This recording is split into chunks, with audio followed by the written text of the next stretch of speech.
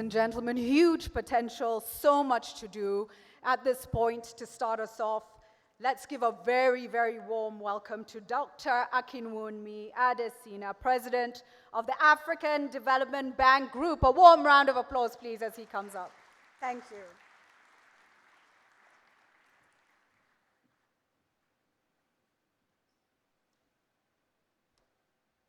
Thank you very much, Julie, and good morning, dear governors, and welcome to the launch of the African Economic Outlook. And as we think of Africa's economic outlook, and we have to look at it within the context of the global reforms of the global financial architecture. Let me start by thanking you, Professor Kevin Oroma, and all of your team for the great work that you've done in producing this report, which yesterday we had the pleasure of actually launching. I want to thank all the governors for being here in your large numbers. Now, I will not take much of your time, but I just want to make a few points. First is that when you take a look at this report, you will see that African economies are operating like everybody else within a very, very challenging global context that has to do with geopolitical risks, rising global inflation that has come because of high energy costs, but also the price of food that arose out of the Russia war in Ukraine, which has a tapering effect. We still have the long COVID in terms of fiscal space for countries, because countries have still not recovered from the impact of the COVID-19 situation. You also have the situation where, because of the rising global inflation and the contractionary monetary policies being run in developed economies, US, across Europe, to try and taper inflation down, that has significant implications for African countries' ability to actually access capital. Many of them have gone to Eurobonds and raised, 19 of them over time have raised more than $200 billion of Eurobonds. Now these debt service costs have continued to rise as a result of that. And so, but despite all of these headwinds that I just mentioned, African economies have done pretty well. We had in 2023, African grow at 3.1%, 2024, 3.7%, and next year projected that it will go at 4.3%. And one thing that you will notice in that report is the fact that 10 out of the 20 fastest growing economies in the world are actually in Africa. So the report talks quite a lot about the resilience of African economies. Now, having said that about the resilience of African economies, I think we need to be very clear as well that just having real GDP growth of that level is not enough to be able to get our hundreds of millions of people out of poverty. And we believe that African economies ought to be growing at double digit for probably the next decade or so to be able to have the kind of transformation that we need as a continent. And for that, we need to make sure that we have structural transformation of our economies. You know, moving resources away from low productive areas to high productive areas. You will see in that report quite a lot about what people say about we are moving to the service sector. Well, if you're moving from a low productive agricultural sector and you're moving to a low productive service sector, you're still poor. And therefore, we have to raise the productivity of that service sector, but also make sure that we have the enablers of structural transformation. And those enablers are the things that we do as a bank that you support us to do, which is infrastructure. It's like a backbone. You have infrastructure, you will grow. Energy infrastructure, digital infrastructure, water and sanitation for infrastructure. But also making sure that we have what it takes in terms of, in particular, digitalization, because that digital infrastructure is going to be key for Africa's accelerated growth and development.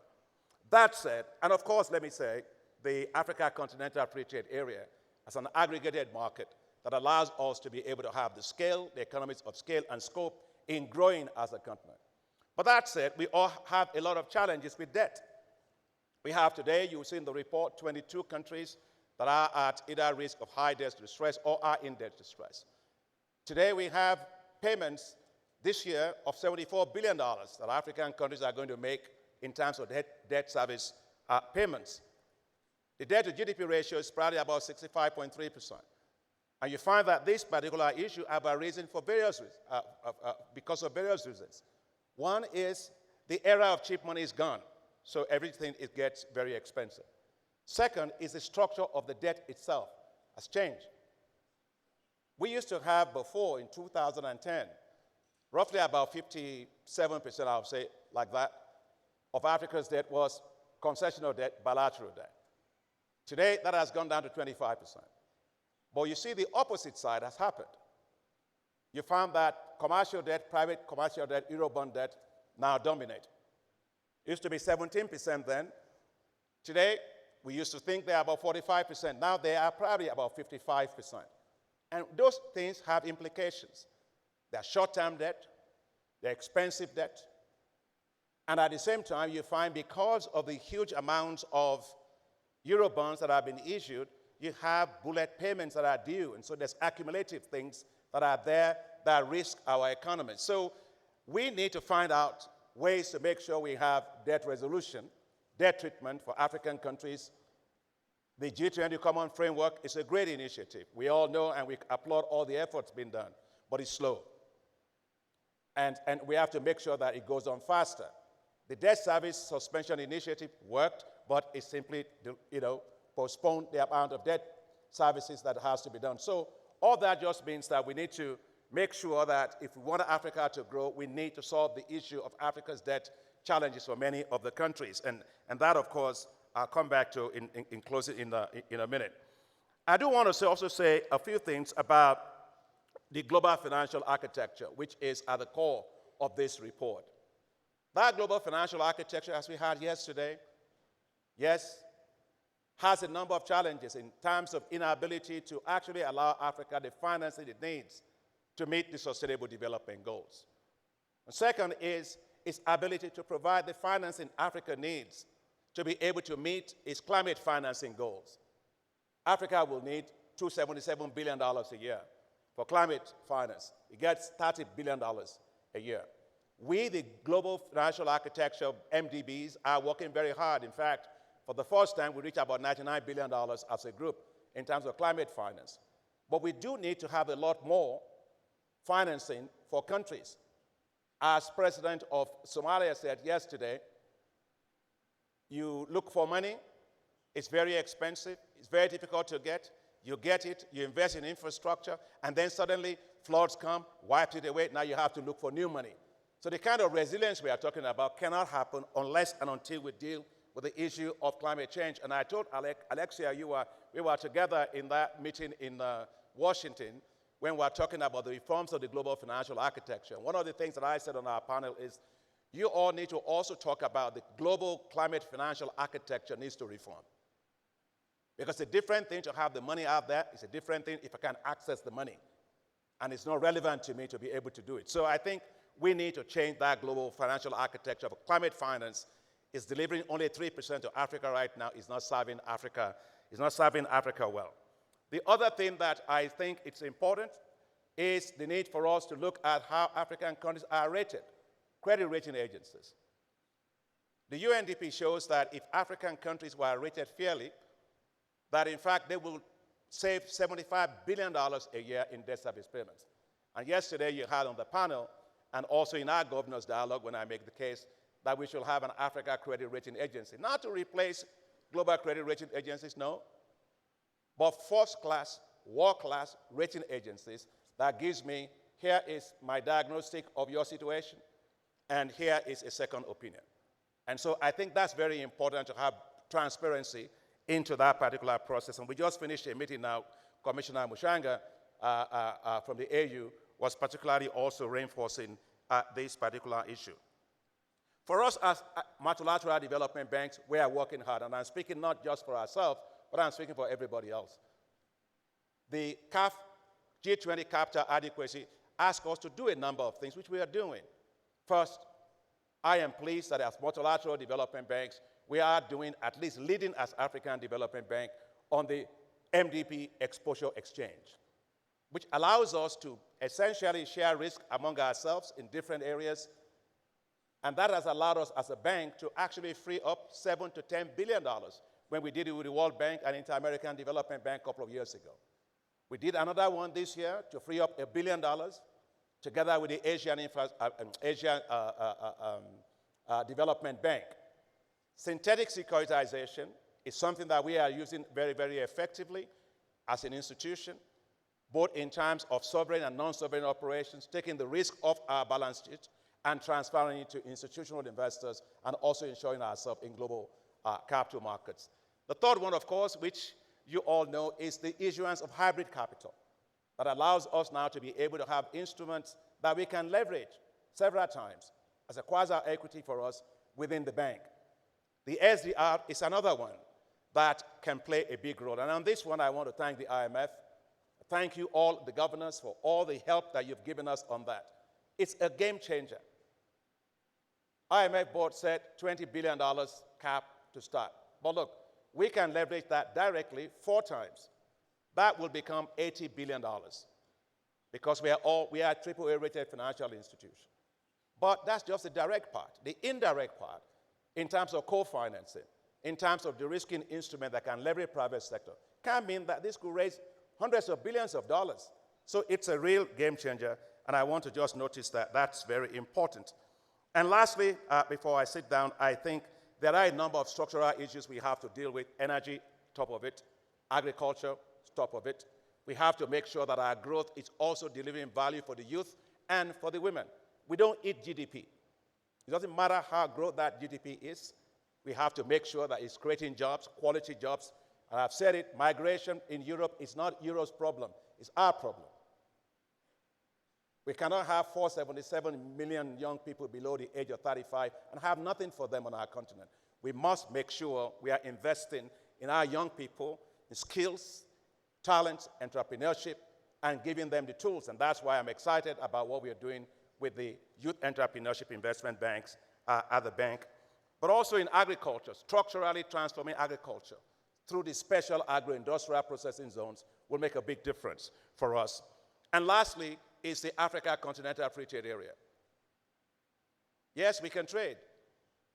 But if I'm trading sorghum with you and you are trading millet with me, in a free trade zone, we are going to be efficiently and competitively poor together. That zone must be an industrial manufacturing zone in which we have consolidated infrastructure to allow Africa to be able to have export-oriented industrial manufacturing stance that will raise the share of manufacturing in our GDP from what it is today to a higher level. That's the way we are going to have the structural transformation we're talking about. My last 3 points is domestic resource mobilization. You saw it on the slide. It's very important.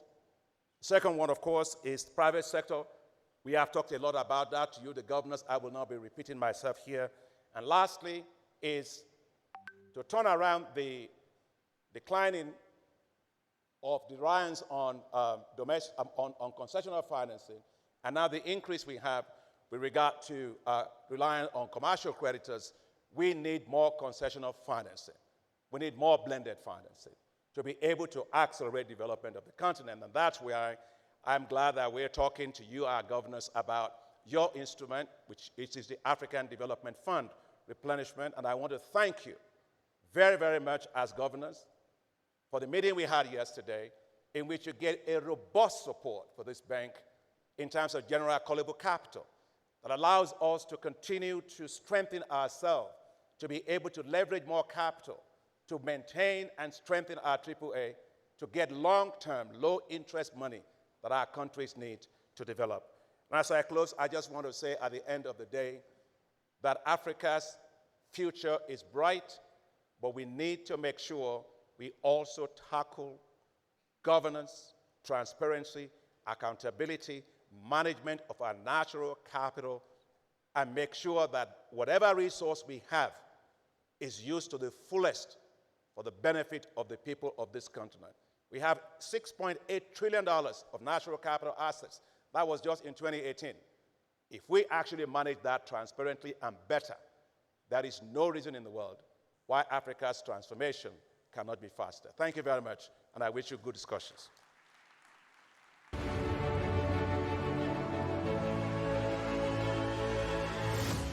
Thank you very, very much.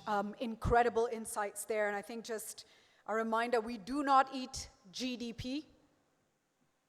Africa's future is bright. It is, but only if we do the things we need to do right now. So let me warmly welcome to come up now Professor Kevin Chika-Urama, Chief Economist and Vice President for Economic Governance and Knowledge Management at the African Development Bank Group. And he's going to present the highlights of the 2024 AEO report. Let's give him a warm round of applause. Thank you.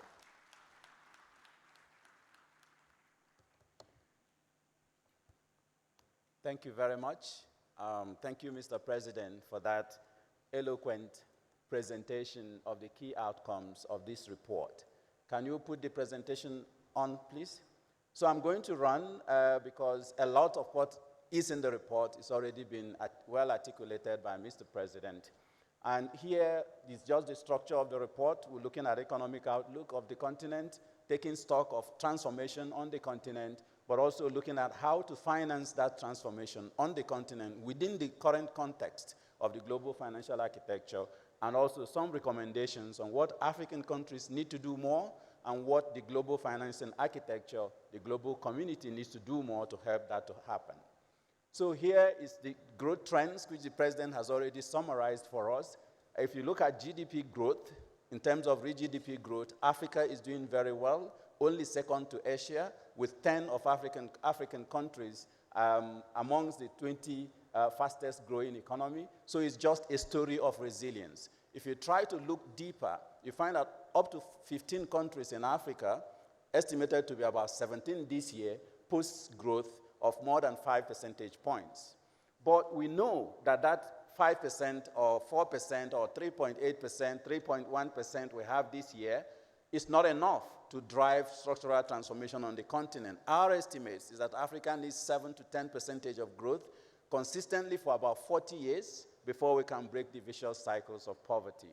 And in this slide, just to show that this growth trend that we are seeing in terms of real GDP growth is also divergent across the countries depending on structures of economies in the regions, but also exposure to shocks, that how they can be able to bolster all the global challenges that the President had already pointed out. And the same is the story when we are looking at different economic groupings, resource-rich countries, non-resource-rich countries, and so on. And funnily enough, on the continent, the non-resource-rich countries are doing better than the resource-rich countries. Again, begging the question of what the President has talked about in terms of how we transparently use our natural capital to leverage resources for growth. And here is what I call, when you look at what I call the paradox of development on the continent, where you have rich resources, high growth rates in terms of GDP, but low performance in terms of improving the welfare of people and also addressing SDG outcomes.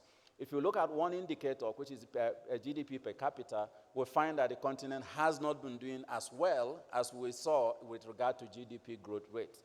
The continent has trailed other regions consistently for decades in terms of GDP per capita, and that because of that, the growth rates we have not created enough jobs for youth. There's persistent poverty, there's debt vulnerability and recurrent debt distress, but also several other fragilities across the continent. And I've already said that for us to transform, we need much higher growth.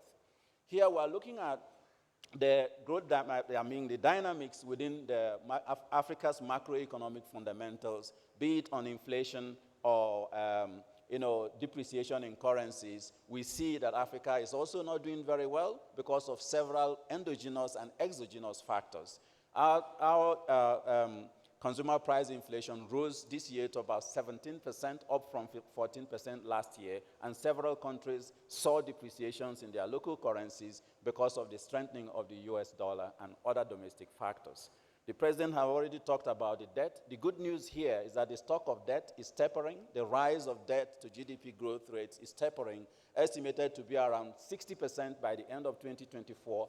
But the challenge is that the strength of the dollar has increased a lot of the spread between African countries. Since the fiscal tightening that we've seen post-COVID-19, the spread for Africa has increased 3 times more than other emerging countries.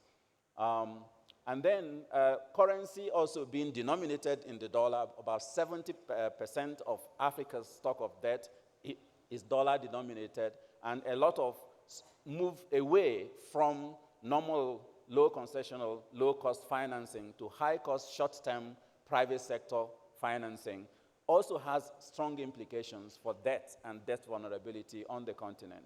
And this slide is just showing us, because of all this confluence of changes in the structure of debt, we are now seeing that debt service payments for our external debt is rising so sharply that it's actually taking resources away from structural transformation, economic development, and other things we need to do. The president have talked already about the 74 billion that is supposed to be paid in debt service. 40 billion of that is from the private sector.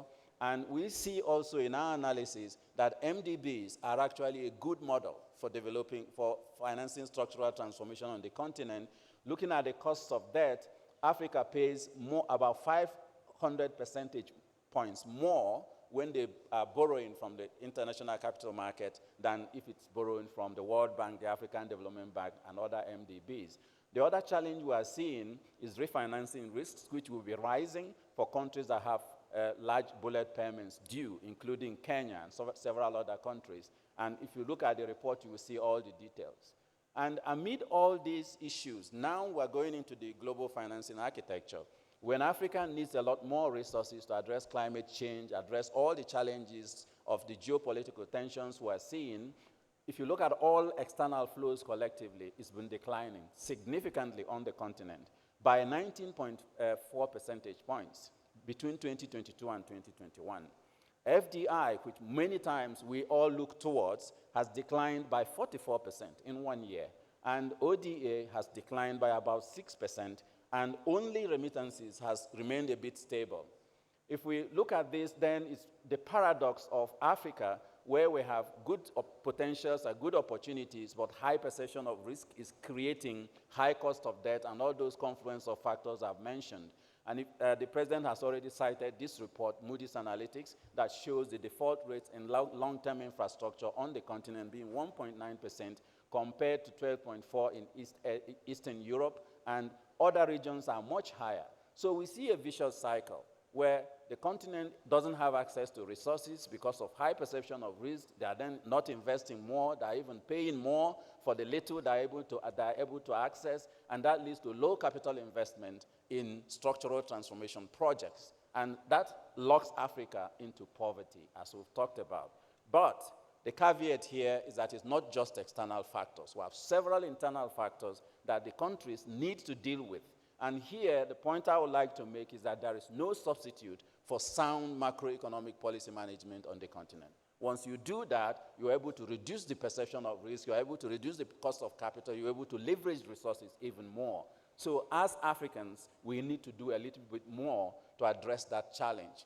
And because of corruption and poor institutions and others, we are seeing that capital flight from the continent, illicit financial flows, payments because of poor perception of risks, or the cost of corruption itself, which we estimate to be about 148 billion annually for the continent, and also international profit shiftings in the global markets for Africa, about 275 billion. So if you look at all the outflows, just these few indicators we looked at, which is not comprehensive, Africa is already losing almost 600 billion annually. So can you imagine if we did good macroeconomic policy, good rule of law and regulation, accountability that the president was talking about, and we will be able to save that resources on the continent. All the external flows we got in the same year when we measured this is around 175 billion. So multiples of what we get is leaving the continent annually for things that African countries can address. Here are just some risks to watch on the continent in terms of macroeconomic performance. The high interest rates and debt service costs we have talked about, dependence on commodity with very low value addition and high price volatility, regional conflicts and political instability that is rising on the continent, climate shocks that is costing the continent sometimes up to 15% of GDP, and persistent inflationary pressures we have talked about. And because of these challenges we have now seen, we move into the report, and this is what I call the development paradox in Africa, where we have high resource potential, We have high economic growth performance in terms of real GDP, but we are performing poorly with regard to SDG outcomes. This is again looking in at a longer term on GDP per capita, and you see that Africa has been trailing other regions. And in terms of structural transformation, the reallocation of labor from lower to higher productivity sectors, we see that many Africans are still locked in the low productivity sectors, in agriculture, in services, wholesale, and so on. And in this graph, you can see that there are large gaps in the lower productivity sectors. And the only sectors that are performing a bit better is like mining, services, and utilities, most of which those resources are not largely African, because the Africans are not highly employed in that. So the president has already made very clear, increasing productivity in agriculture and in all those sectors where we are employed will help to drive GDP per capita up in Africa. And this is just looking at sectoral shifts, which is how you measure structural transformation. So in Africa, unlike other regions, we are seeing shifts from agriculture to other sectors, but then the productivity of those sectors remain low, primarily because people are not shifting because of capital accumulation in terms of human capital, but because of other push factors like climate change pushing people out of agriculture, but also insecurity in rural communities pushing people out of agriculture. We have to reverse that trend because we see that in manufacturing, the growth in productivity has only been 0.6% when you look at that. And this is just looking at the stages of structural transformation in Africa. We're seeing that technically, you can say structural transformation is happening because labor is being reallocated from agriculture to other sectors. But like I have mentioned, that is not really happening because it's reallocation from poverty to poverty in many ways. And then you look at labor productivity by regions, you see again the same way different countries actually not transforming, seeing negative labor productivity like in Central Africa. So we need to look at that in more detail. Shares of domestic value added in exports, you also see that is decreasing from agriculture and manufacturing, but also increasing in many sectors, typically export services, which we call servicification of Africa's structural growth. But if you look at technology content in exports, the same way Africa lags other regions, and we have not seen major changes across decades of the continent, that we looked at. And then key drivers of structural transformation, there's quite a number of things that you can look at, but the president has already summarized it a lot, is that little blue thing on the ground, macroeconomic policy environment. When we get that right, all the other things fall into place. Deal with corruption, deal with illicit financial flows, and other things, and then you will see economies growing a lot better. Here is the how we estimated the financing gap. I'm not going to go into detail because of time, but just to say that we have 402.2 billion in financing gap for Africa to be able to catch up structurally. And they are in those sectors that the president have already mentioned, which I will not repeat, energy, agriculture, and the rest of it. On the right side is also to indicate that we have this estimation for each country and each region. So please read the report and you can see what percentage of your GDP you need to invest in order to move forward. Improving efficiency in domestic revenue mobilization is always the key, but revenue utilization is also the major thing that we need to do more on the continent. On both sides, we need to improve. Africa's tax to GDP ratio is still very low, 13.6% compared to others, and that's also how the tax capacity is, very low at 20%. So Africa trails others even in collection of VAT. Last year, we collected only 24% of VAT that could have been collected if we improved efficiency and so on. Then here is a big question. Can domestic revenue mobilization alone and better utilization of those resources address structural transformation and fill the gaps for us in Africa? Yes and no. For some countries, depending on the structure of their economy and where they are with the efficiency in tax collection and efficiency in use of resources, they can, but many other countries cannot. So on average, Africa still needs a lot to do in terms of mobilizing foreign capital in order to be able to address the issues of structural transformation. value addition to critical rare earth minerals provides a low-hanging fruit for Africa. If you look at only critical, four that we mentioned there, copper, nickel, cobalt, and lithium, a lot of which Africa has so much. The market is growing so fast and will grow by about 3.5% in terms of demand for critical minerals for green transition. Africa is projected to, currently, if business as usual continues, harness about 10% of the 16 trillion market over the 25 years coming. But Africa can do more through some of the policies you will see in the report in order to leverage better of these resources. But again, investing in productive infrastructure is key, because while the debt markup we see on the continent has been driven by investing in infrastructure, we also see from the data that inefficiencies in the investment, even in the decisions of the projects that we invest in, contribute to poor effectiveness of debt for growth on the continent. So, and this is just to tell us that we also then need to balance knowledge and economic governance and all those soft issues as we try to mobilize resources for infrastructure. And here is the vicious cycle, which summarizes everything we are seeing. I've talked about it. And the sound alarm that I want to make here is that 9 out of 10 of the world's extremely poor by 2030 will be in Africa if we continue with business as usual. And it will take Africa about a century, 108 years, to be able to transition to higher productivity. And even countries that have managed to get to middle income are likely to be trapped in the middle income trap. 26 African countries already seen that phenomenon, that in the past 10 years, they have been in and out of that income class. So we really, really need to change, and change urgently. So in this, we are then looking at what are the issues we see with the current global financial architecture that is limiting access to resources in Africa. One, of course, has supported Africa greatly during crisis, but those supports have been episodic, counter-cyclical support, and we see recurrent downside trends and risks re-emerging, like in debt. We get debt relief, debt comes back, and so on and so forth. Global commons challenges have changed the nature of the challenges that needs to be addressed, and we need to reform to get to that. And the inequalities, lack of access to resources, inability to deliver climate finance, concessional finance, and all the other things that the president has talked about requires that we need to change. But inclusiveness and voice for Africa is also a major point to look at there. Now, the major point we find there is that affordability, timeless, and economies of scale matters. We can support Africa as much as we can, but if the scale of support is not up to the point that can deliver economies of scale, we are not really moving, and that's what we are seeing on the continent.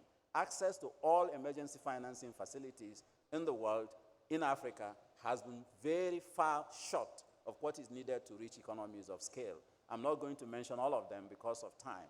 But the same way, concessional financing access has remained low and is declining on the continent. Here we just use a metric of the ADF replenishment. But if you do the same analysis with IDA replenishment and other things, you will still find that the stack of all the concessional resources we get on the continent is not enough to be able to address the issues that we need to address.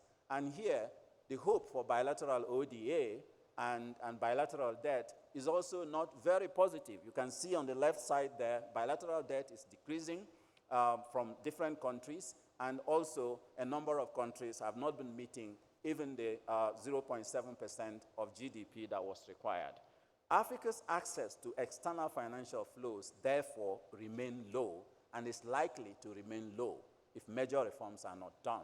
And here is just mapping official development assistance in the past decade, foreign direct investment, and remittances. You see the proportion for the world and for Africa is still very, very low.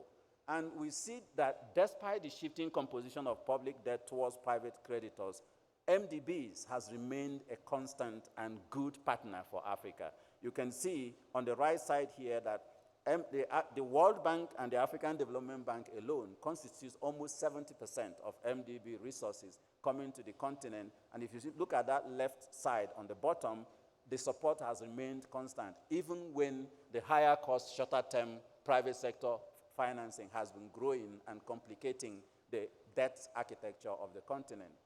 We recognize and really are very grateful to the global community, the World Bank, IMF, and everyone for the reforms that's going on, because that already, from our work, is going to deliver if all the recommendations, the capital adequacy framework, the SDR, rechanneling, and IMF's lending in arrears policy, and even if we reform the credit rating agencies' methodologies, that will deliver to Africa about $169.4 billion in US dollars. But that still is not enough. So countries need to do as much in order to complement what the global community is already doing in order to deliver resources for the continent.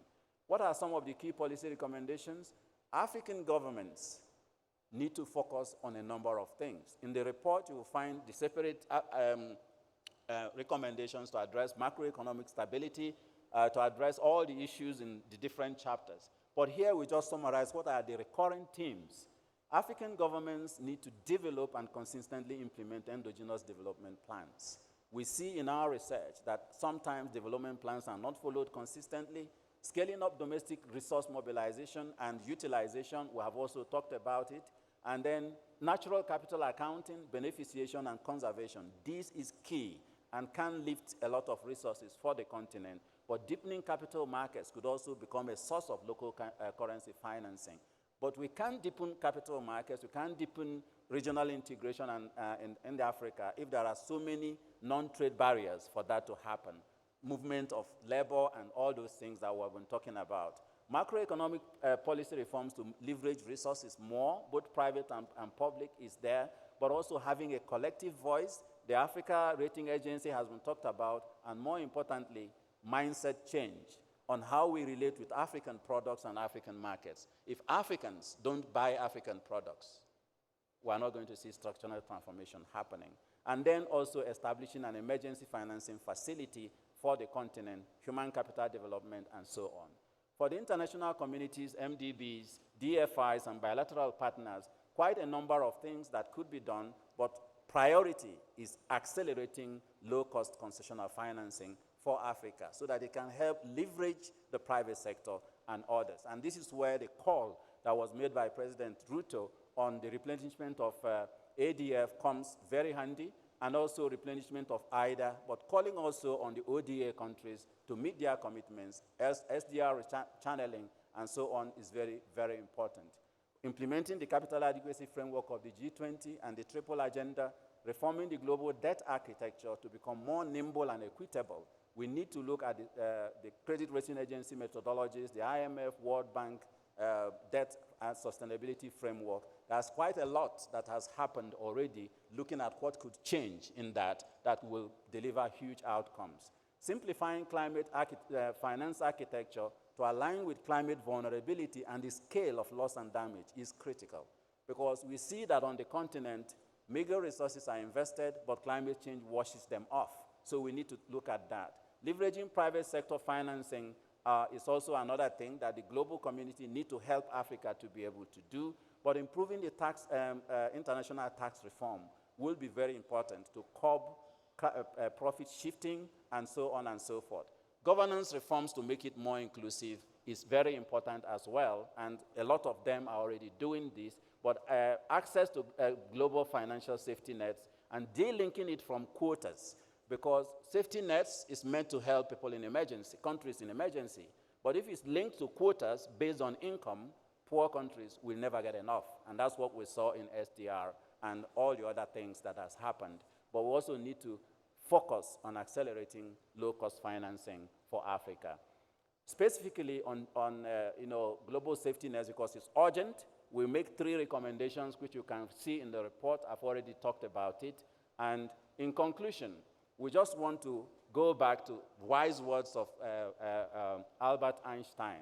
In the middle of all these challenges and difficulties the world is going through, there is an opportunity to do things differently. And we cannot use the old map to explore the new world. Thank you.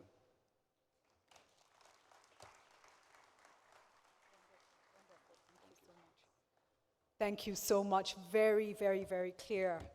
As we walk through that, it's clear that the potential in Africa is significant. Like a baobab tree, Africa could stand tall, but the ground is not sound.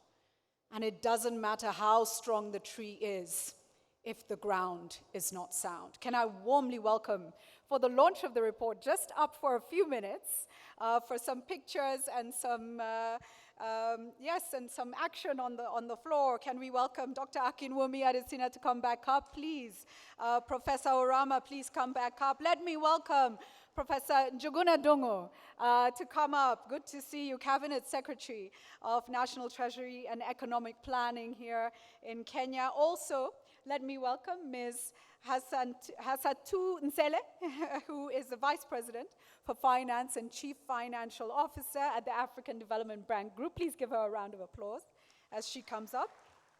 And Ms. Marie Lore Akin Olugbade.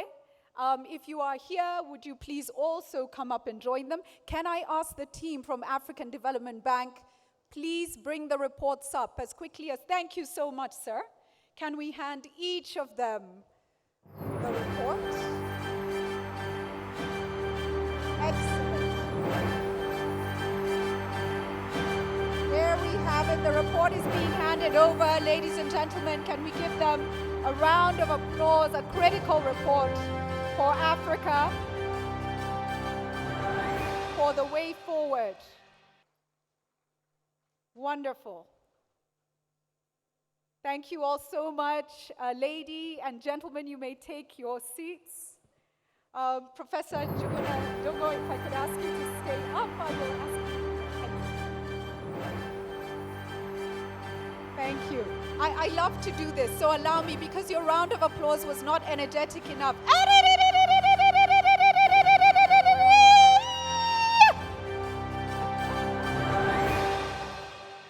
We are in Africa, we must have African energy. We give a warm welcome again to Professor Njuguna Ndung'u as he takes his seat for the panel discussion, which is coming up just now. Can I also welcome the other panelists? His Excellency Ali Lamine Zain, Prime Minister and Minister of Finance, Republic of Niger, Governor for Niger. Thank you, sir. Please take your seat. Alexia Latortu, Assistant Secretary for International Trade and Development. Thank you. The Honorable Professor Ntuli Nkube, Minister of Finance and Economic Development and Governor of Zimbabwe. Thank you. Dr. Barbel Koffler, Parliamentary State Secretary, Federal Ministry for Economic Cooperation and Development, BMZ, and Governor, Germany. Dr. Rania Al-Mashat, Minister of International Cooperation and alternate Governor, Egypt. Thank you. Her Excellency Nardos Bekele Thomas, Chief Executive Officer, AUDA and NEPAD. Let's give her a round of applause as well as she comes up. His Excellency Ambassador Albert Mushanga, Commissioner for Economic Development, Tourism, Trade, Industry and Mining, African Union Commission. Thank you. Mr. Ismail Nabe, Ministry of Planning and International Cooperation, Conakry, Republic of Guinea. Thank you, sir. The Honorable Ken Ofori-Atta, former Minister of Finance, Economic Planning, Ghana. And if Ken does arrive, I hope he will take his seat. I don't see him, okay. And we'll move on. Ms. Hanan Morsi, Deputy Executive Secretary, Program, and a Chief Economist, UNECA, the United Nations Economic Commission for Africa. Thank you all.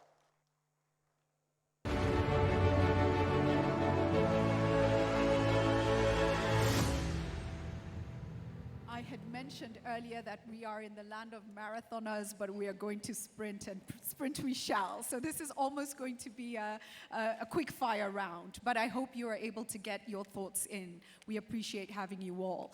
Having heard from Professor Orama, we'd really like to understand your key highlights, outtakes from that report, but more importantly, what are the reforms that you think are most critical, the actions moving forward that truly will help to drive this agenda?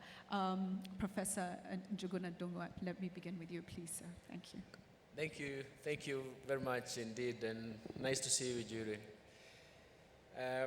You know, there are so many things to say, but let me start off, for example, with what Kevin has presented. It has shown that actually the East African growth average as we stand now is much higher than the rest of Africa at 5.7%. And that is the growth, the real growth that you're finding also in Kenya in 2023, which gave us some reason to think and even to very strongly believe that we have a very strong economic recovery, but it is fragile. So when you look at that growth, you can actually talk a lot in terms of that. But let me offer 4 points which I like to relate so much, and which, most of which was covered by the report by Kevin. And the first one is human capital development. You know, we have worked in this area, and we had a session on this. Let me say, I like starting from where are we in terms of education, where are we in terms of health, and especially health infrastructure that was tested to the limit by COVID-19. But where are we also on labor market, and then nutrition? In terms of human capital development, you have to connect those 4 dots. Because in a sense, we can even spring from there and say, where you see institutional failure problems is because of our human capital development. And that is the characteristic in Africa.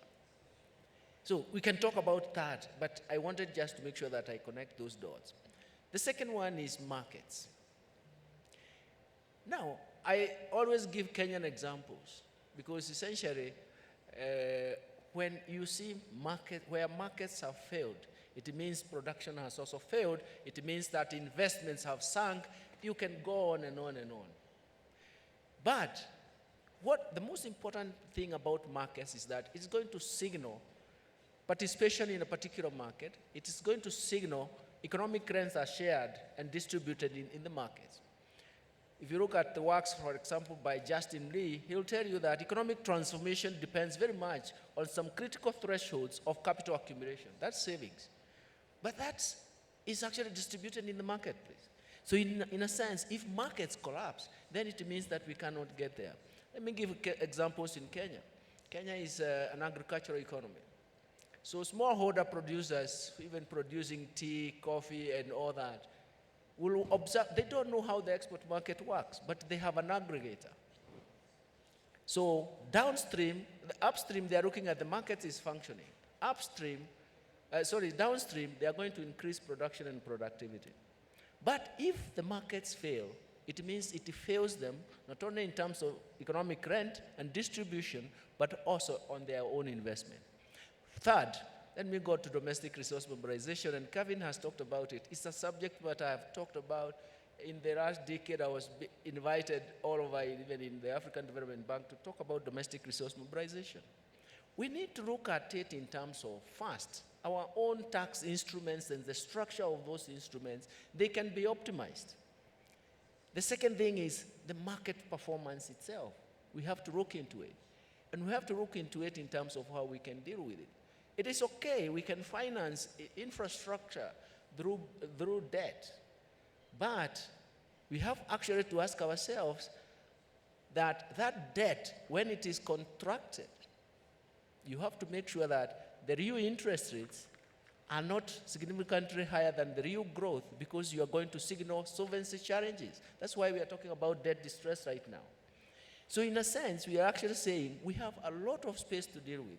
And finally, we have to know that the fourth industrial revolution will be ignited by digitization. Digital evolution is coming to us. It's efficient. It can create efficiency across all the things that we are doing. And that is why we really need to look at that. We need to look at that.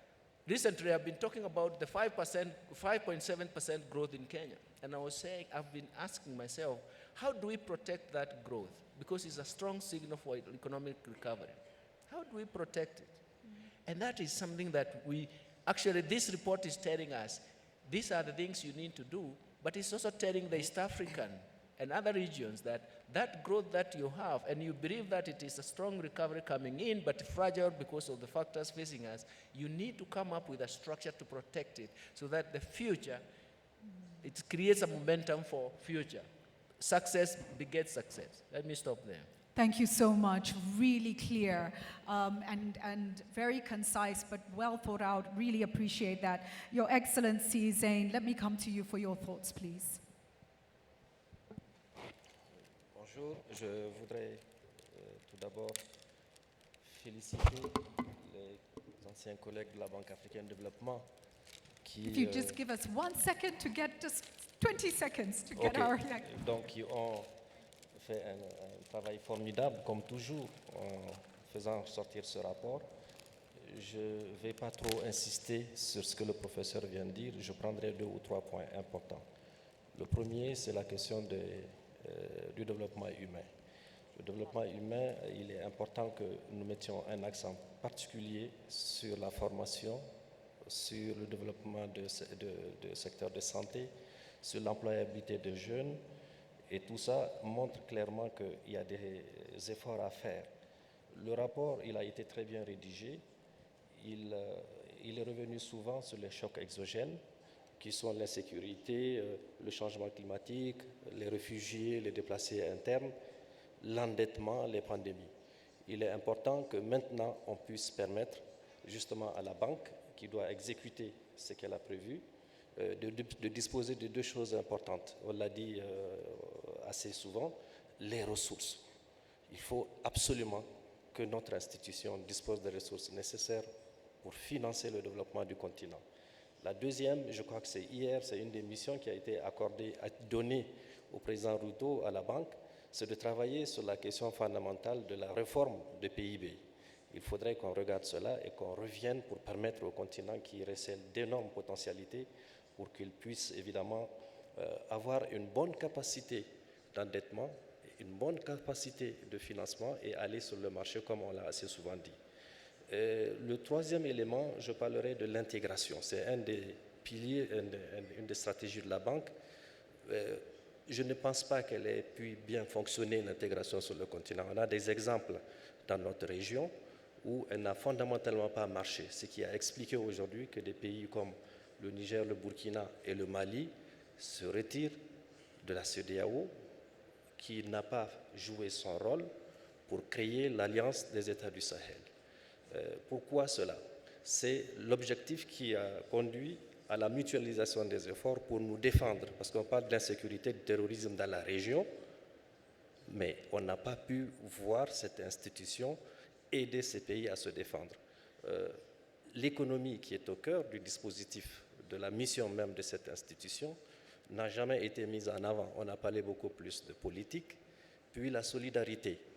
Tout ça s'est traduit par des sanctions qui ont affecté des pays et qui ont pourtant d'énormes potentialités. Je terminerai en disant, et je reviendrai plus tard sur le cas précis de mon pays pour expliquer évidemment notre vision, je dirais que la banque devrait pouvoir être en mesure de financer, et j'ai vu déjà quelques signes, le domaine des industries extractives. On a vu jusqu'à aujourd'hui que la banque ne peut pas investir dans le domaine de l'uranium, elle ne peut pas investir dans le domaine du charbon, et même du pétrole et de l'or. Or, ce sont les richesses fondamentales des pays, par exemple à l'ouest. Nous avons la plus forte concentration des réserves en matière de l'uranium.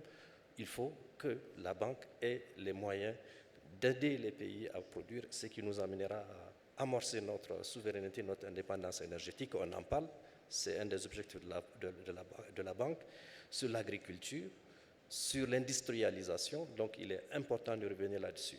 Donc voilà un peu de mots ce que je peux dire. On reviendra un peu dans les détails. On partage le contenu sur la question sur la bonne gouvernance, etc., sur l'élargissement de la base de prélèvement, donc l'augmentation du niveau de prélèvement. Et enfin, ce qui contribue à la reconstitution du Fonds africain de développement, ce sont les pays qui sont les non-régionaux dans le capital de la banque. Il ne faut jamais oublier qu'eux-mêmes, c'est à partir des impôts qu'ils collectent de leurs contribuables qu'ils contribuent. Donc il faudrait que sur les continents, que nous travaillions à cette question fondamentale d'élargissement de la base de prélèvement. Voilà, à ce niveau, je m'arrête et on reviendra là-dessus. Merci, s'il vous plaît. Wow, can we give that a round of applause? Thank you very much for your thoughts. Minister, Professor Nkube, can I come to you next, please? Thank you very much, moderator, and thank you for inviting me to this very important discussion. I used to do this a few years ago, launch the African Economic Outlook. And I think that a round of applause to the President and Kevin for a job well done in producing such a great report. And I agree with the conclusions of the report that we need to reform our global financial architecture so that we can have capital that is more capital that is concessional, that is long-term, delivered at scale, that has got speed. I would like to add that it should be delivered at quick speed, and there must be flexibility as well. The global capital markets are very tight right now. We used to be able to borrow commercially at about maximum, if it was high, at 8% per annum. Now we're borrowing at 10%, easily 12%. So clearly there's a tightening of global credit markets, and we need the support. And the reform of the global financial system is part of that support that is needed. Looking at the growth figures, you can see the highest growth in Africa still rests with what I call the tropics: East Africa, Central Africa, West Africa. Those tend to lead almost in that order. Then number 4 is North Africa. Then number 5 is our side, which is Southern Africa. That's the growth ranking. But what was revealing is also the per capita growth rates, which shows the need for structural transformation. So Africa growing at about 2% in terms of per capita GDP growth. That shows that a lot of work needs to be done. But I think that to achieve structural transformation, we still need to focus more on the enablers. So it's infrastructure development. So investing in rail, in our road transportation, in our energy infrastructure. So this capital needs to go there, and we need long-term capital. It's not easy to invest profitable in the railway sector. It's not easy at all. It always needs government. It always needs some public-private partnership arrangements. I think unless what you do is the following. You perhaps just consider a railway company as 2 companies in one. You've got the passenger, you've got the cargo. Cargo can be commercial, and then it can be used to subsidize the passenger side. Road is a lot easier. Road investment is a lot easier. We know what to do there in terms of concessioning out the roads for 25 years on a BOT arrangement, and then through the toll fees, we're able to support the loan repayments for the SPV. For energy, I see an opportunity in when you really combine the investment in the solar space, solar energy space with climate finance. We know that, for example, that most IPP projects in solar space are profitable at tariffs of about 9 cents per kilowatt hour, 9 US cents per kilowatt hour. But we can lower that level, I think, easily to about 6 cents if we take into account the profits that the investors will make from selling carbon credits from the solar energy facility. They can do that. You can increase the internal rate of return of a project by also considering the extra yield they will earn from the voluntary market in terms of carbon credits, because you earn those carbon credits not just by creating a carbon sink, but also by not polluting in the first place. And solar energy allows you to do that. So I see opportunity. Moving on to my third point, which is on agriculture and climate response, because we need this new financial architecture to respond to climate shocks. In my region, we're affected by that right now in my country, Zimbabwe. What we should do is just invest in more dams. Where you've got potential water bodies, build a lot of dams. We have a strategy.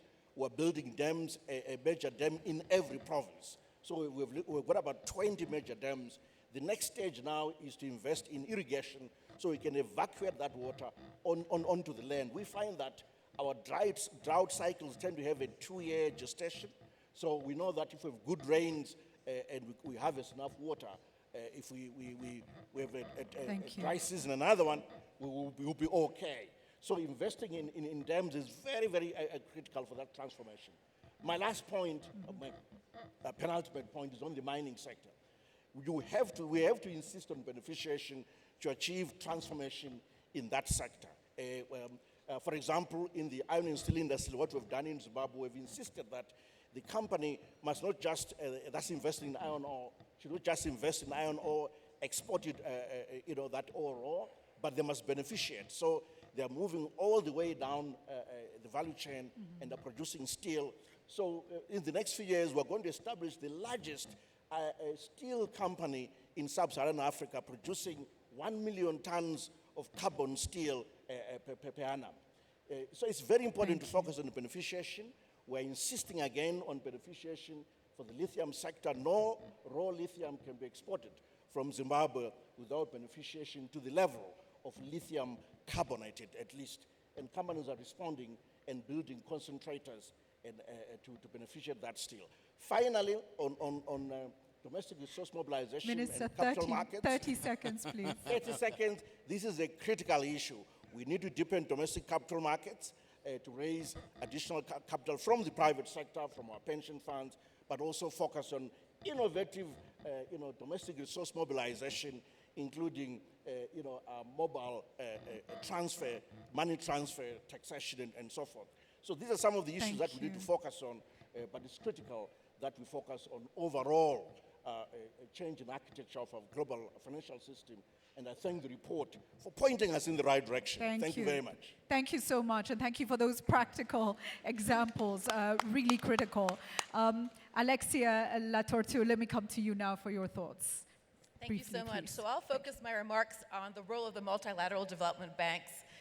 If we did not have multilateral development banks, we would need to create them. If we did not have the African Development Bank, we would need to create one.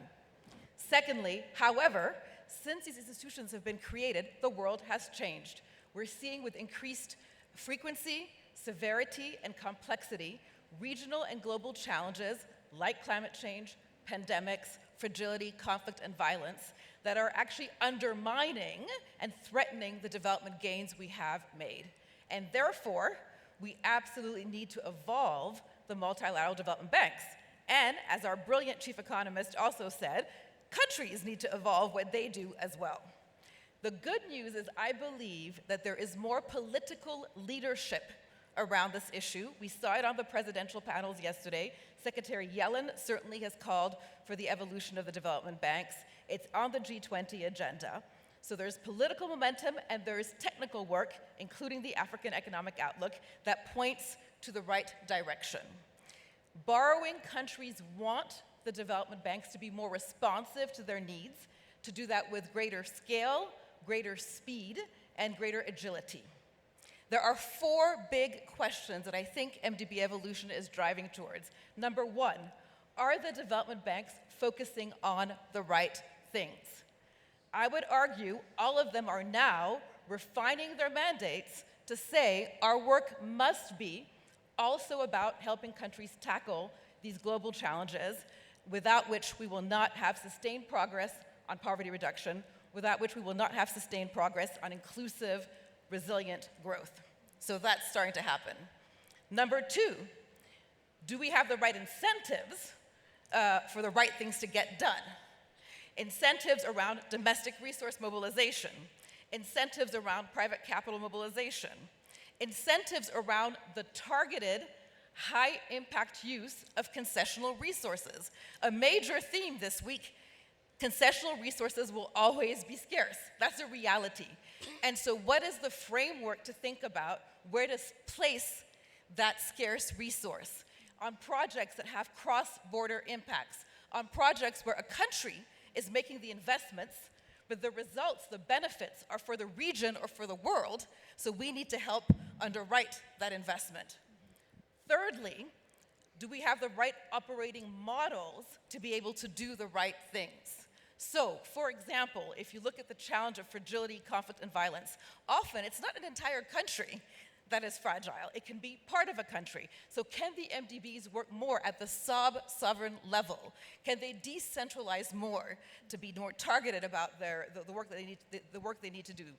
At the same time, if we look at regional integration and the importance of something like the Lobito corridor, do the MDBs have the right approaches, skill sets to really work at the regional level in effective ways? And then finally, what people usually start with, although I think that's wrong, is do we have the right resources, the financial capacity to do the right things. And clearly, we need to scale up finance. That's both about the MDBs doing innovative things, and Vice President Asatu, you have done that here with hybrid capital, with exposure exchanges, with working with other MDBs on giving more value to callable capital. And can the shareholders contribute differently also and more to the MDBs through the concessional windows, but also through new instruments like guarantees and like hybrid capital. And if we do all these things correctly, we will crack the paradox that the chief economist raised earlier. Excellent. Very, very clear. With that, Your Excellency Nados Bekele Thomas, can I come to you next for your thoughts? Yeah, thank you very much for having me here. Well, I'm listening to the economic outlook, and thank you very much for the presentation. A very good, really, indicator of what we should do to accelerate our development, programs, to make sure that we implement and we don't talk. Talk less, but, act. And, I would like to really ask the audience, how many of you know about the Vision 2063 of the African Union, and how many of you know about the second 10-year implementation plan? Maybe none. How many?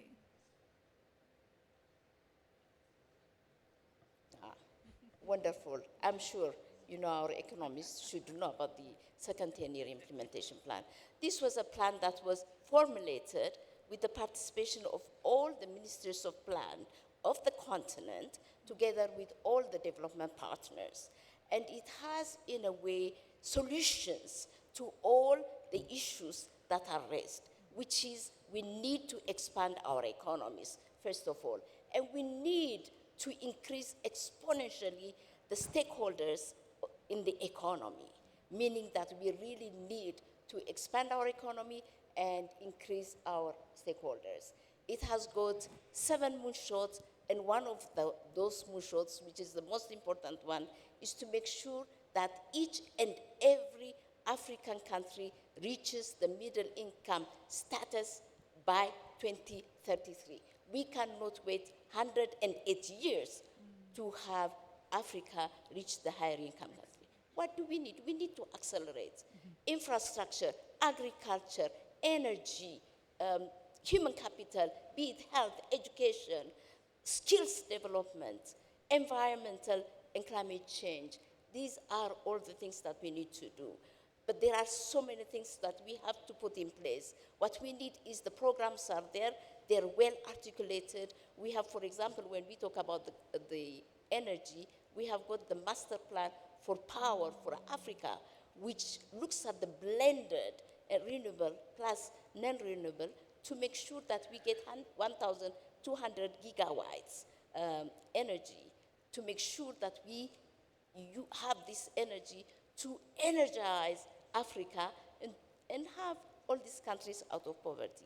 We need resources.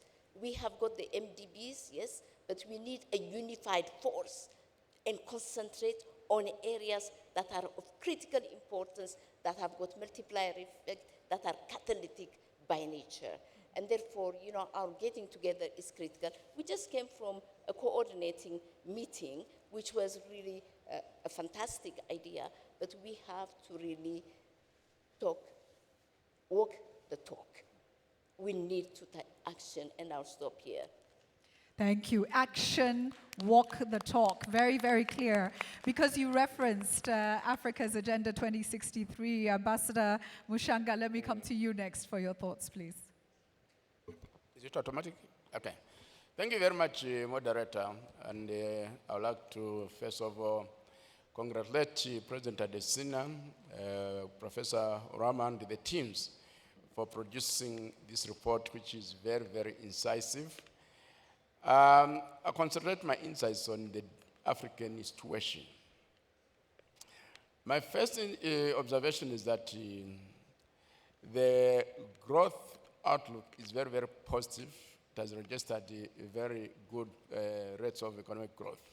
But when you look at the statistics very critically, you find that only 2 countries Cote d'Ivoire and Senegal have gone above the 7% growth rate threshold. And because of this, you relate that to GDP per capita.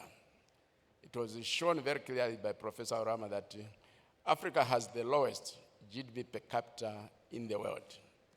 And that really makes it very, very, very difficult, because with the lower rates of economic growth, there's going to be eventually social tensions and political tensions. And hence the importance of accelerating the pace of economic growth. And in this connection, we are working with Professor Rama, my sister here, to come up with a strategic framework on key actions to achieve inclusive growth and sustainable development across Africa, anchored on as indicated earlier, 7 to 10% annual growth rate of a period of 4 to 5 decades. Now, the good news with that strategic framework is that it is going to have an overall continental framework and country-by-country frameworks if countries so desire. So that should enable us to really address this issue. And this is very, very important because right now, 33 of the world's 46 least developed countries are in Africa. My last point is on the question of productive transformation, very, very, very vital. And here, the first element is to ensure that we develop a scorecard on the operation of the African Continental Free Trade Area. Let's monitor how it's delivering each year so that we know the pace of continental economic integration. And related to that is to start thinking right away on the issue of deeper economic integration anchored on the African Customs Union and common market. Because this is going to help us in removing a lot of non-tariff barriers and promoting productive transformation. And in this respect, we have produced a readiness assessment towards the African Customs Union / common market, which we are going to look at before the end of this year. Thank you very much. Thank you so much for that, and so important because, thank you, you can give that a round of applause, absolutely. So important as the fastest growing markets in the world in terms of size. If we don't start to confront these issues, we won't benefit from the growth of our own markets, right? Let's get a perspective from Dr. Rania now. Al-Mashat, please, over to you. Well, thank you very much. Let me first start by congratulating the Chief Economist, Kevin, for a very well-articulated report. And I want to say that I've been reading the outlooks over the years. I think this one has a very important comparative advantage because it is providing evidence based by the countries, and it's going to become, if we're talking about voice and participation from the continent, this report can be a very strong voice in the MDB world. I want to, before I talk about country specifics, reflect on what Alexia said, and that is, for the first time, we are hearing in the different boards of the MDBs a consistent message. And therefore, when you put Einstein's quote, it is absolutely an opportunity today as the leadership in the different MDBs are really, for the first time, talking together in granular matters, not just the vision and mission, but trying together to find solutions. And here, let me also commend Hasutu for the fantastic work on the SDRs that can actually open up the space for particularly also how the bank can leverage private sector investments in countries. Now, when I look at the report you had several slides that had conclusions. And here, I want to say that for different countries, macroeconomic stability is a necessary condition to be able to do the structural transformation. But given the successive shocks, macroeconomic stability in countries in general and in Africa in particular have become even, I don't want to say more challenging, but requiring so much policy maneuver more than any time before. And in order to achieve this macroeconomic stabilization, MDBs need to step in as well.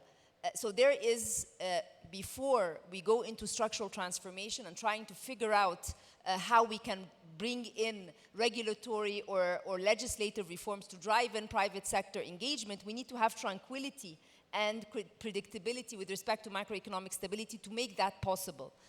So that is on the shoulders of governments for sure, but also there is a need for, if we're talking about concessional finance, maybe more budget support at the initial stages to be able to bridge this gap when we talk about macroeconomic stabilization. The other very important aspect when we're looking into this is the point of the global public goods, and how, and it's very, very important to showcase, and that is a fact, that they are also very much aligned with national goals. Because at the end of the day, if it's going to be a public investment or even trying to access concessional finance, this relationship between private or public, global public goods and its impact on inclusive, sustainable, resilient growth within the economies, this again, and I'm very happy that it was also in the slides related to a report. So that's another important aspect. Another issue that is very nicely presented in the report are the sources of external financing. When we take a look at the source of external financing, all of them, to a large extent, the ones that are more concessional have been narrowing, and those that are available are high cost. So when the debt sustainability analysis, whether it's the rating agencies or the IMF, I think there needs to be a more detailed analysis of the quality of debt, not just the quantity. If we're trying to say that concessional finance is going to help the global public goods implementation, if the concessional finance is what's needed to be able to do the climate action in the different countries, are we going to weigh that type of finance the same way we weigh the Eurobonds and the commercial finance? I don't know, I don't have an answer. As a macroeconomist, yes, we look at an aggregate number, but at the same time, there's a lot of detail in the type of debt and how it is being used and what are the impact of this, particularly on the concessional finance. So that is a question I have. I don't have an answer, but I think we need to bring this more into the discussion, the quality of debt or the different trade-offs between types of debt, and how, when we're talking about increasing more concessional, that countries are not penalized for looking into that just because of a debt ceiling that might exist. My final comment is on the talent. The macroeconomic situation in our countries, particularly in the continent, might drive away talent. And this is going to be a very, very big challenge. It already is, and it will be exacerbated. And that's why trying to achieve the macroeconomic stabilization, to be able to do the structural reforms, to bring in private sector investment, I think we need to find ways of trying to keep talent within the countries so that the productivity gains can be easier, because as we saw from the presentation, there is a gap there, and without this productivity gain, the competitiveness is going to be much less, and the FDI that we are looking for might actually be more hesitant just because the talent may not be there. There's so much more I can say, but I think I will stop there. Thank you very much. That's excellent. Thank you so much. I particularly love the idea of quality of debt, really. You know, starting to reframe the way we approach things, right? And talent critical. Ismail Nabe, let me come to you next, please. Thank you, sir.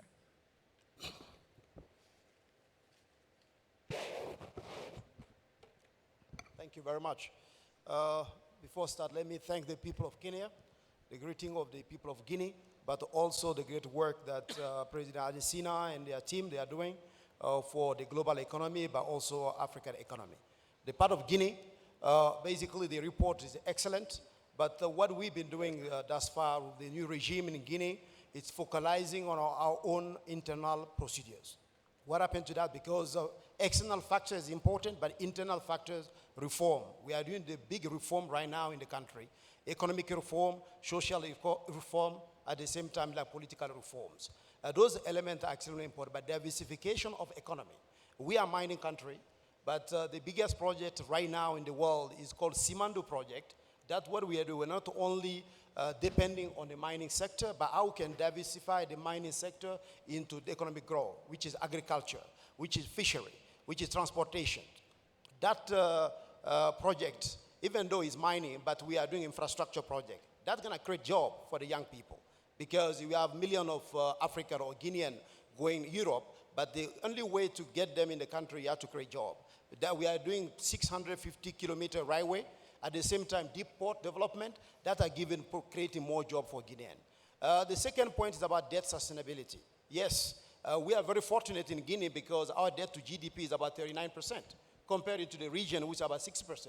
We have a lot of leeways that we can borrow, but we need to make sure that the international community help us in order of structural reform, debt reform, in order to move forward. Because if you look into some kind of financial blending, it is important that we use some blending financial mechanism by OECDs. You know, OECD has been like, since 2020, they are giving only 85%. We want to move from 85% to 95% when it comes to the concessional loan. But it's extremely important that also we look into the ECA financing. This is another area. If we can couple the ECA financing with the concessional loan, we can have a proper project. So ECA financing is extremely important for us. So likely what we need from the international community is very clear, actionable roadmap for reforms. Those are the elements that we need in order to carry forward. Lastly is the system that we are in right now. We talk about debt, we talk about all these elements, but we need to transform our resources in the country. Because for many years, we've been taking our resources out of the country. If we can transform our resources inside the country, we'll create jobs, we'll add value, we'll have transformation. That creates more opportunity to other enterprises, other companies, in terms of energy sector. Because you can't transform bauxite, you can't transform iron ore if you don't have energy. So therefore, that gives opportunity to companies around the world. And lastly, the last point is a cooperation and coordination between agencies. If African Development Bank, we need to collaborate with IMF, World Bank, by regional development agencies, and also best practices that have been done in Asia, we can couple that one in our country to move forward. Thank you. Excellent. Thank you very, very much. We are now going to Dr. Barbel Koffler, and then we will hear the last word from UNECA. So, Dr. Barbel Koffler, over to you first. Well, thank you very much, and I also want to thank Professor Urama for his presentation, and like every year, very excellent report, which gives a lot of insights. I want to comment only on 2 points because of the shortage of time. The one was said by a few colleagues already. We have to look on the quality of growth.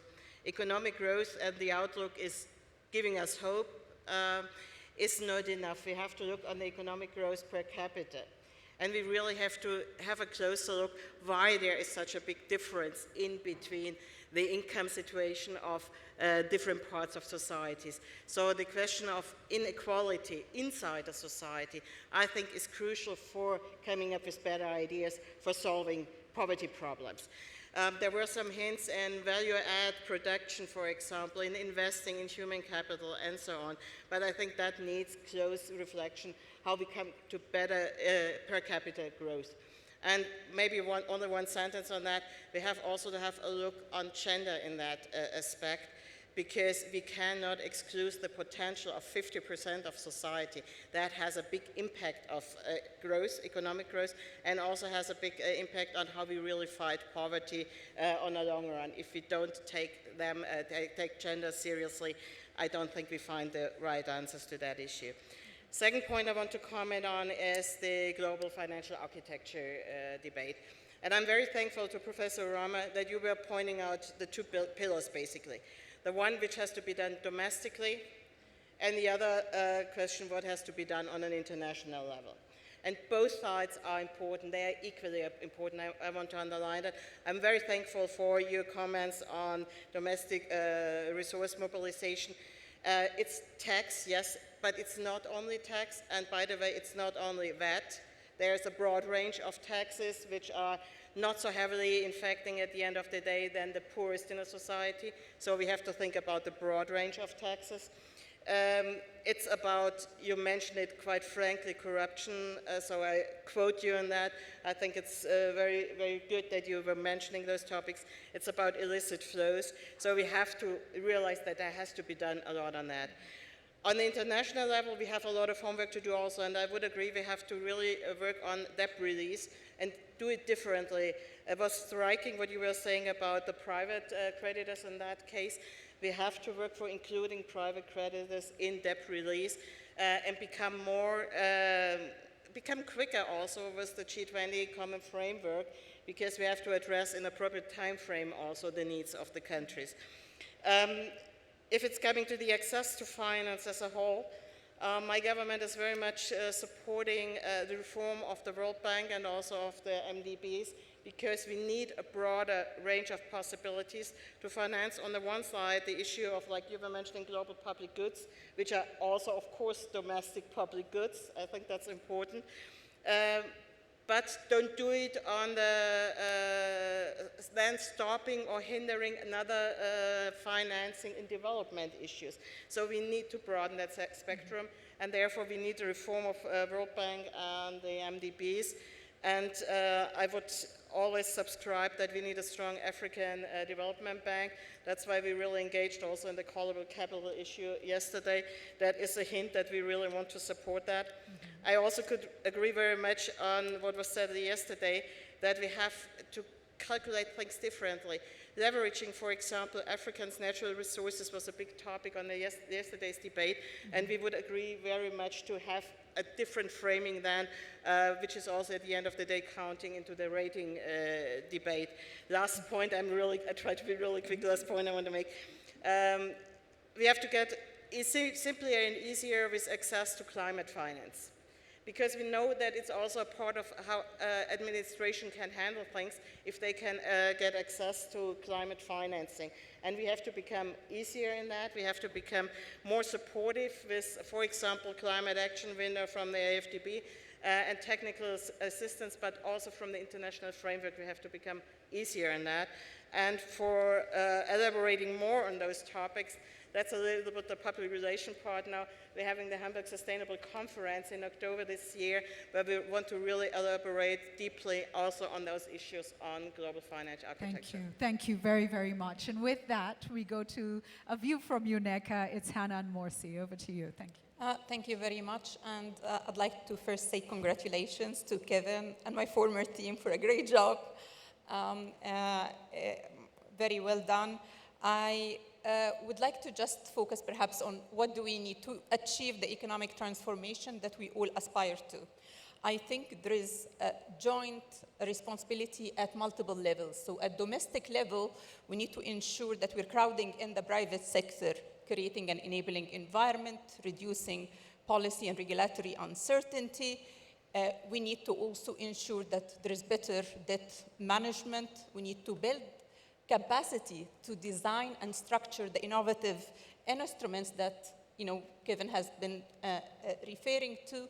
So we need to make sure that we're doing our part, and that also includes ensuring high returns for each dollar that we spend, that we're getting the highest returns. So really ensuring expenditure efficiency, and of course we need to enhance domestic resource mobilization. We need to ensure that we are really curbing leakages even in taxation, meaning, the tax exemptions that we have, the concessions that we have. We need to have really tough discussions at a national level, of what are we getting in terms of returns for the revenues that we are losing. But at the same time, we need to make sure that we are leveraging huge regional opportunities. We have the Africa Continental Free Trade Agreement that we need to advance its implementation, and we need to focus on building regional value chains so that we can create better jobs, higher wages, and actually tap our natural resources, be it renewable resources or green minerals. This is the future. We need to shift, our growth paradigm. We can no longer export our development opportunities by exporting raw material. If we do that, can we give that a round of applause, please? Thank you. So really tapping on this and building on it to develop our green industries will be key for us not to be followers in development, but to lead the way in developing for the future. And we need to also use that to tackle, I think, the biggest challenge for the economic transformation, which is the huge energy gap that we have in the continent. So if we can tap the energy pools, build the transmission lines that we were talking about in an earlier meeting today, that will give us the opportunity to address that biggest obstacle to economic transformation.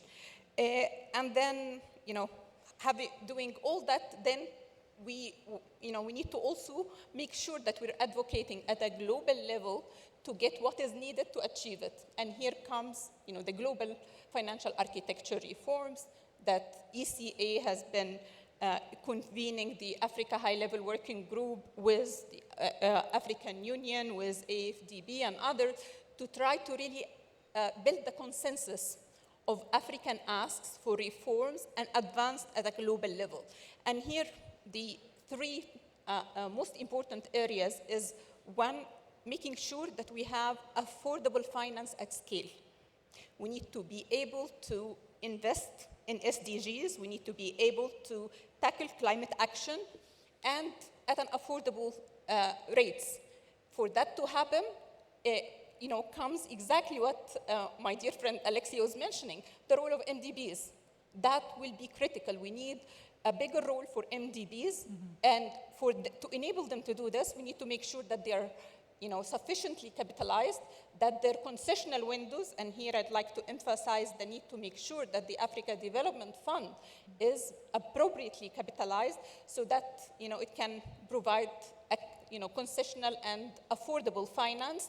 And we need to also make sure that we are maximizing the balance sheet utilization that allows MDBs to take more risk on their balance sheet. So all these things will be very critical to make sure that this happens.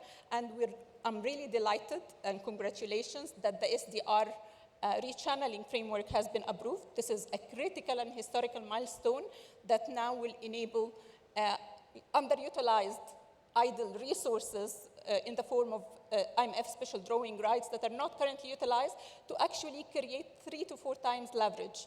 And we hope the size of that allocation and the channeling of it will materialize soon to actually enable that. So that would be a very important area to ensure that we get the donor country support and pledges to make that operational. And of course, we need to make sure that we have a global debt resolution framework that actually works. We need to reform the G20 to make sure that it's effective, time-bound, transparent, includes middle income, and have a comparability of treatment. So this will be really important. And finally, and relates to the issue of curbing illicit financial flows, we have a great opportunity with the UN Tax Convention that has been put forward by the African group in the United Nations to actually address this issue at a global stage. So hope that we can really rally efforts to ensure that that goes through so that we can curb these leakages. Just to illustrate the leakages from the illicit financial flows, which is over $85 billion a year, is multiples of what the continent receives annually in official development finance.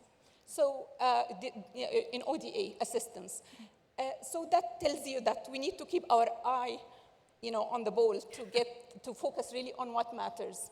Thank you. Thank you so, so much. Thank you to an incredible panel. Great insights, a lot of alignment. And I think one of the things I will say as we close, been driving these kinds of conversations for over 2 decades, Africa's voice is getting louder, and Africa is increasingly speaking with one voice. This issue is so important, ladies and gentlemen. Stay the course. Stay the course. Thank you for the report. They appeal to all of us. Stay this course. Let me finish by just reminding us that this is really for the Mama Mboga. It's for the woman in the market who struggles every day to eke a living for her children.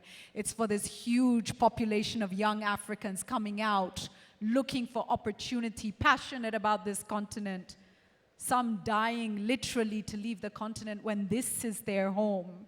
And we owe them here opportunities, lives, dignified and fulfilling work, safety, and a stake in the continent that is Africa. And so just settling back on that as we close and saying, you know, I referenced Africa earlier as a strong tree without strong ground, and there is an African proverb that tells us a tree cannot stand without roots. Africa, let's create those roots and let's ask our partners and stakeholders to ensure there is a level playing field. The ground is firm. Thank you so, so much. A warm round of applause, please. Can I ask our panelists to stand and ask, please, Professor Orama to come up, and we're going to take a picture. Thank you so much.